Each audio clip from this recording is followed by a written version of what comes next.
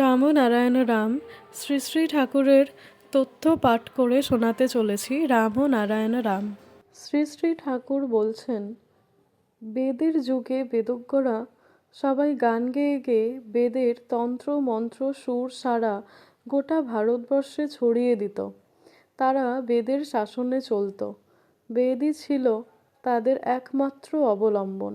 বেদ মানুষের সৃষ্টি নয়, মহাশূন্য থেকে বেদ সৃষ্টি হয়েছে জীবের কল্যাণের জন্য। এই একটি মাত্র সত্তা আপন সুরে চলতে থাকে।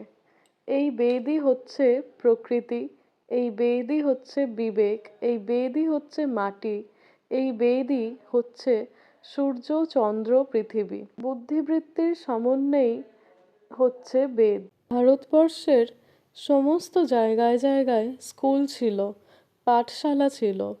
সেই সব পাঠকেন্দ্রে সব ছাত্ররা মানবতাবোধের কাহিনী, দেশাত্মবোধের কাহিনী পড়ত, শিখে আসতো দেশাত্মবোধের কথা।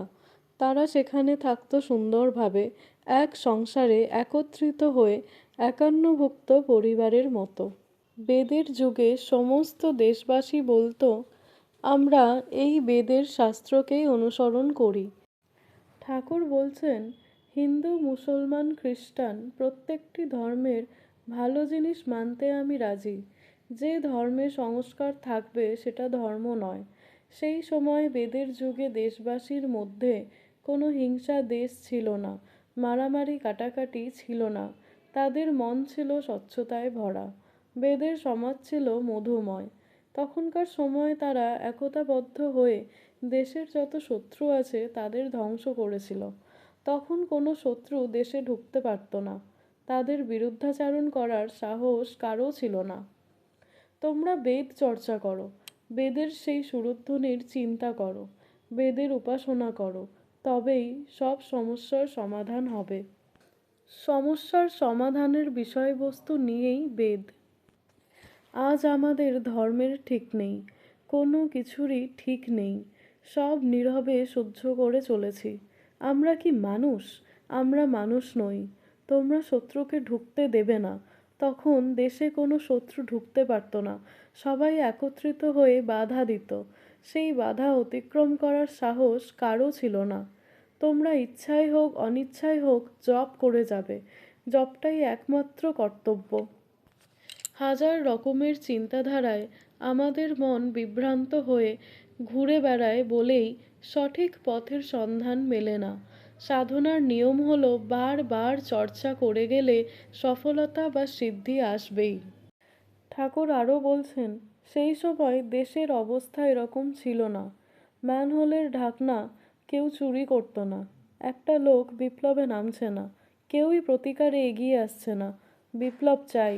শোষক গোষ্ঠীকে বিতাড়িত করো, সমাজে অসুর দমন করো, এটাই বেদের গান। তাই দেবতা মঠ মন্দির মসজিদ এসব দিয়ে তোমরা এখন কি করবে? সব দেবতা মঠ মন্দির খুলতে অর্থাৎ থলির মধ্যে রেখে দাও। বিপ্লব করো।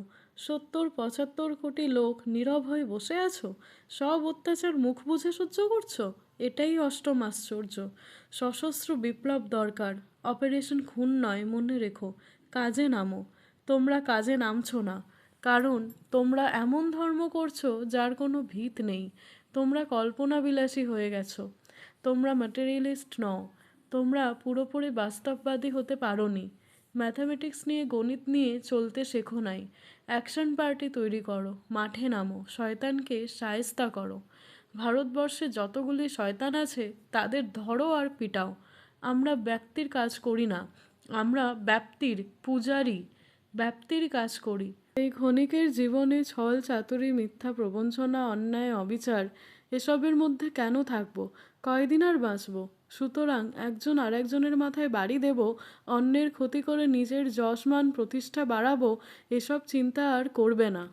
সব জনগণ তোমরা শোনো, যখন জন্ম নিয়েছ তখনই মৃত্যু হয়ে গেছে। জন্মের আর এক নাম মৃত্যু। এই জীবনটা নিয়ে তোমরা করছো খেলা। তোমরা কেউ বেঁচে নেই। একটা দেশে 10,000 মরা একত্র করে জলে ফেলে দিয়েছে। চলছে মরা, সব জলে ভেসে। অন্য আত্মা ঢুকে সংসার করছে, নাচানাচি করছে। তোমাদের যে বডি সব ডেড বডি, সব মৃত। আমরা সবাই যে কথাবার্তা বলছি, নাচানাচি করছি, সব কিন্তু ডেড বডি।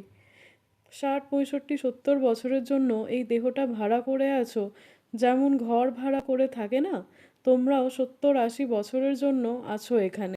দিন চলে যাচ্ছে, সময় ঘনিয়ে আসছে, তাই প্রতিশোধ নেবে প্রকৃতি। সব এভাবে দেহ নিয়ে যদি বসে থাকো, দেহ নিয়ে যদি দেহের উপযুক্ত কাজ, ঠিক কাজ না করো, চুরি ডাকাতি যদি করো, অন্যায় কাজ যদি করো, প্রকৃতির কাছে যা ছ্যাঁচাটা খাবে না, একেবারে বুঝিয়ে দেবে। প্রকৃতির সেই অনন্ত সৃষ্টির বুঝদার আমাদের আড়ালে কাজ করছে, সৃষ্ট বস্তুসমূহের মাধ্যমে সব জানিয়ে ও বুঝিয়ে দিচ্ছে। তার বিচারের খাতায় সব উঠছে। আমরা কখন কি করি না করি, আমাদের কার্যকলাপের সব হিসাব নিকাশ হয়ে যাচ্ছে। রেহাই পাবে না কেহই। একেবারে কড়ায় ক্রান্তিতে হিসাবের খাতায় পড়ে যাবে। সেই হিসাবে আমাদের তো প্রতি মুহূর্তে সতর্ক হয়ে থাকতে হবে। আমরা মন্ত্রের সাথে দেহবিনা যন্ত্র বাজাবো। আমার মন্ত্রের সুরে সব বেসুরকে সুরে আনবো, সব অসুরকে সুরে আনবো। তাই তো দিয়েছি মহাকাশের মহানাম, মহাস্বরগ্রাম, রাম নারায়ণ রাম, রাম নারায়ণ রাম। মামুলি কথা আমি বলি না।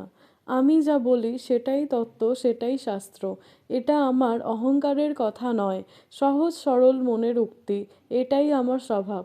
বিশ্ব রহস্যে যে তত্ত্ব রয়েছে মহাবিশ্বের খনি হতে, সেটাই বহু পরিশ্রম করে তোমাদের কাছে পৌঁছে দিচ্ছি। এইটুকুই শুধু আমার কাজ, এর বেশি কিছু নয়। যে তত্ত্ব জানাচ্ছি এটা অভিনব, এই তত্ত্ব অরিজিনাল। ভালো করে বুঝতে চেষ্টা করবে।